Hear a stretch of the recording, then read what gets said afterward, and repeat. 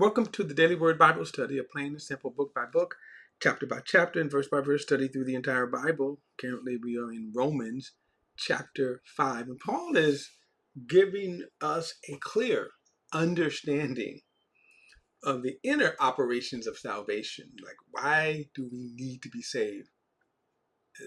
The spiritual condition of man. So I'm going to jump right to it. Romans chapter 5, and then I'm going to resist the urge of going back but I will start going back and doing backup, but I will start back at verse 12 where he starts his thought. So he said, therefore, just as sin entered the world through one man and death through sin, in this way death spread to all men because all sinned. In fact, sin was in the world before the law, and sin was not charged to a person's account where there was no law. Nevertheless, death reigned from Adam to Moses even over those who did not sin in Adam's likeness and transgression. Now, this phrase, even those who did not sin, and notice what he said, the reason why that's a moot point, because they're still dead in sin. They're still separated from God. Nevertheless, death reigned from Adam to Moses, even over those who did not sin in the likeness of Adam's transgression. He's a prototype of the coming one. More on that later. But the gift is not like the trespass. So we left off kind of talking about the difference between the gift and grace. And I want to kind of elaborate so we always are cognitive of what the word here that's being used. The word gift and grace come from the same family of words, meaning the bestowing of favor without considering how good or the merit. In other words, the textbook definition of grace is God's unmerited favor. That's just a simple textbook. However, to go deeper, what is unmerited means, and then what is the favor? Well, in order to understand the favor, you have to understand when it says that God's unmerited favor, meaning that God is the gift is the bestowing out of the goodness of God's heart. He does us good. And he does that without accounting if we are good enough to receive the good that he has bestowed upon us. That's extremely important, because if you were to add anything to that, in fact, let me go to Romans. I'm going to do this as a shortcut because I don't want to scroll through. I won't lose my place. But Romans chapter 11. I could scroll through there, but I'm already committed. All right. Romans chapter 11. Or do I want Romans chapter 10? Let's try 11 first and let me see. Here, yes. So Romans chapter 10, Paul is really talking about, again, he's talking about the law. He's talking about Israel. And he's really talking about in chapters 9, 10, 11, which we will get to down the road. But the contrast, of course, is Israel's attempt to obtain God's righteousness through the law, through obeying the commandments of the law. So he said, verse 5, in the same way, then, there is also at the present time a remnant chosen by grace. And then he says, now, if by grace, then it is not by works. Otherwise, grace ceases to be grace. And I want to just bring that point out, that if you don't understand that the gift what Paul is stressing is that what Jesus accomplished for us is a gift. And yet there are so many people that think that there is something they must do in order to earn their way. That they think there's something they must do to either get saved and or stay saved. And as he said, if it's work, if it's something something human effort, right? If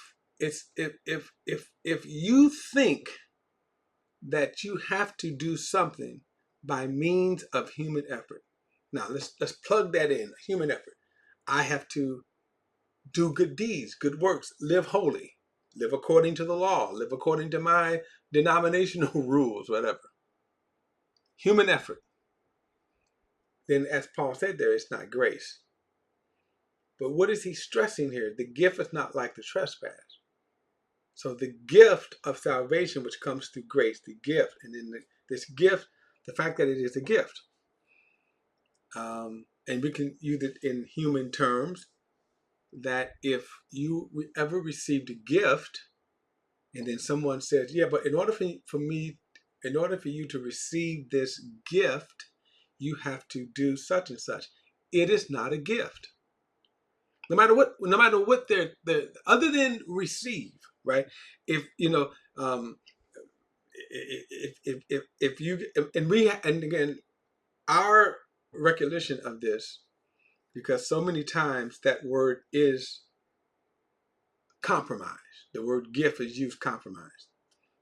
You know, politicians receive gifts, but they receive gifts for favors, right? That's just the life of politicians or the political rank.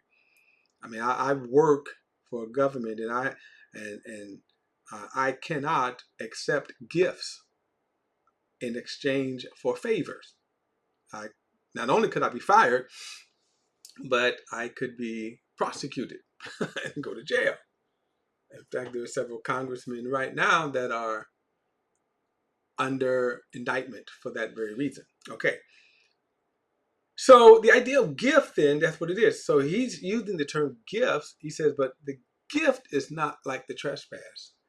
So then he goes on, for if by one man's trespass the many died, how much more have the grace of God and the gift overflowed to many by the grace of the one man, Jesus Christ. So what is this grace? Remember, it is out of God's goodness. Then you can say out of his resources. By the way, the favor is what good he's doing. And he's doing it for free.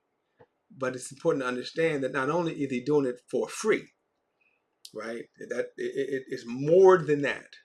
Because you can do something for free and not mean it. Okay, here, just give it. But God's grace is he is doing it for free out of the goodness of his heart because he wants to do us good. That's important. And in this case, it is salvation. Man was dead in trespasses and sin, hopelessly lost in his sin. Man is hopelessly lost. Man could not in any way earn his way out of his hopelessness. He could not. Now, if we go back, this should help in verse 6. This should help bring to light what Paul is saying here. Verse 6. For while we were still helpless at the appointed time. While we were still helpless at the appointed time. I want to read this to see from another translation. Let me see here.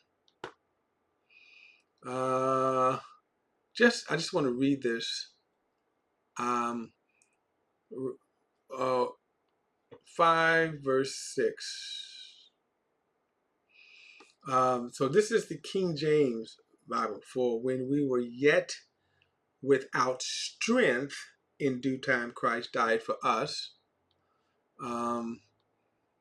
I want us to get the picture of this. Let me see. Let's see. The New English Translation. All right. The New English Translation says, it says, for while we were still helpless at the right time, Christ died for us. And then, where is the New King James? The New American Standard Version. I'll try this one too. Yeah, it's gonna take me too much time. Let me see if we got. All right. All right. So, verse 6. It says, "For we were yet weak in due season, Christ died for us." So, we see different translations. They convey pretty much the same thought, right? They conveyed the same thought. While we were still helpless, right, hopelessly lost in our sin, Christ died for us. All right, so this is the gift. Right here is defining grace. Right here, this is defining grace. For while we were still helpless at the point in time, Christ died for the ungodly. See, that's the grace, which is the unmerited, right? We were helpless. So the unmerited is we were helpless. Christ died for the ungodly, and that's the favor. Died for the ungodly. Right? So that's grace, you could say, defined. Now verse 15 again says, so but the gift is not like the trespass, for if by the one man's trespass the many died, how much more have the grace of God and the gift overflowed to the many by the grace of the one man, Jesus Christ. Now look at verse 16. And the gift is not like the one man's sin, because from one sin came judgment, resulting in condemnation. So again, as I often say, when I get to heaven, if the Lord permits, I got questions for Adam. Why, Adam? Because he was in life. But that his act of sin produced this consequence of judgment and condemnation. So the gift is not like the one man's sin, because from one sin came the judgment. This is incredible revelation, by the way, especially if you are a religious-minded person, because no matter what the denomination, and again, all denominations teach some form of you have to earn your salvation. Some form, some way. You have to do something. And yet, it's not because of you in the first place. It's not your actions that put you in this state of condemnation. And it is certainly not your actions that's going to get you out of condemnation. So he says, since by, and the gift is not like the one man's sin, because from one sin came the judgment, resulting in condemnation, but from many trespasses came the gift, resulting in justification. So one man's sin, one man's act of righteousness. Verse 17, since by one man's trespass death reigned through that one man, how much more will those who receive the overflow of grace and the gift of righteousness reign in life through the one man, Jesus Christ. So since by one man's trespass, notice it's death reigned. So in other words, your state of condemnation, your state of being separated from God, did not come because of any particular act that you did. His sin was passed on to you by birth, and now you have this sin nature. That's why I say we have a sin nature. Everyone from Adam has a sin nature. So the difference between us, everyone, meaning every single human being since Adam and Eve. The difference between the whole of humanity and then Adam and Eve, that Adam and Eve, they chose to sin. They chose death. We didn't choose death. They chose death. They they they chose it, and that's why I said, got questions for Adam, if the Lord permits. So now you're in this state because of what Adam did. And no amount of good deeds, holy living, could reverse that. So even if it was possible, which by the way is not, because your sin nature, it's impossible for man to live right under his sin nature. But that is the delusion of those who think they can do enough good deeds. But even if you could, at the end of that, you still would be like, you're dead in sin. I often tell the story about, from time to time I'll see these outrageous funerals. Let's say of a drug dealer, right? Big time drug dealer who was gunned down. And so they would dress him up in one of the most expensive suits that a drug dealer is known to wear. They put all kinds of expensive bling on him. I've seen one even where they put $100 bills between his fingers. His hands were propped up like this and $100. Okay. But here's the thing. Though he looked like a gangster with a nice bling and gangster suit on, nice hat, whatever, right? He was still dead. All of that, he's still dead.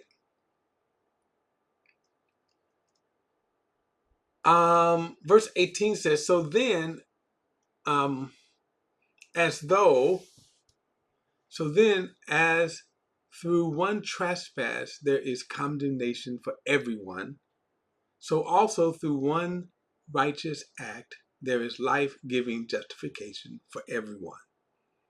For just as through one man's disobedience the many were made sinners, so also through the one man's obedience the many will be made righteous. And then he says, the law came along to multiply the trespass. Understand that the law only gave knowledge to sin. That's all the law did. It did not give life.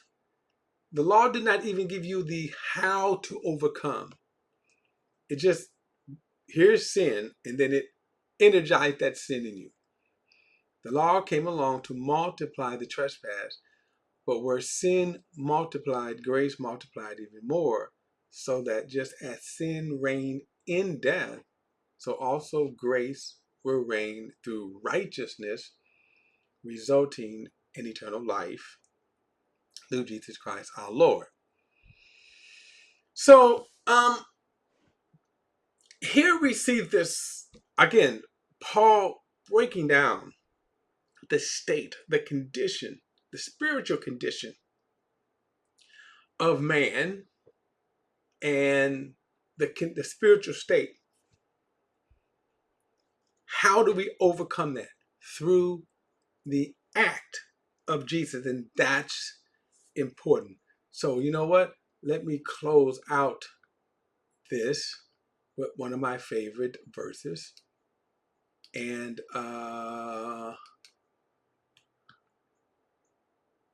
let me close this out. Colossians chapter 1, verse 21 says, once you were alienated and hostile in your minds because of your evil actions. So that's our state, right? That's because of one man, sin, we were alienated and then hostile. But now he has reconciled you by his physical body through his death to present you holy, faultless, and blameless before him. So, and of course, when we say it all falls to Jesus, we're not being hyperbole. Jesus, you cannot earn your way, and truthfully, you don't want to if you ever come to your senses. But that revelation right there, that revelation, we see how that Jesus' act saves us. But we also see why we needed to be saved. Because Adam's sin left us in an eternal, irreversible state of death. Only Jesus could remedy that for us. All right, guys, don't forget to like and share this video and subscribe to BP the Bible Perspective. And as always, if you have a thought or comment, add it to the comment section below. All comments are welcome. I'll see you in the next study.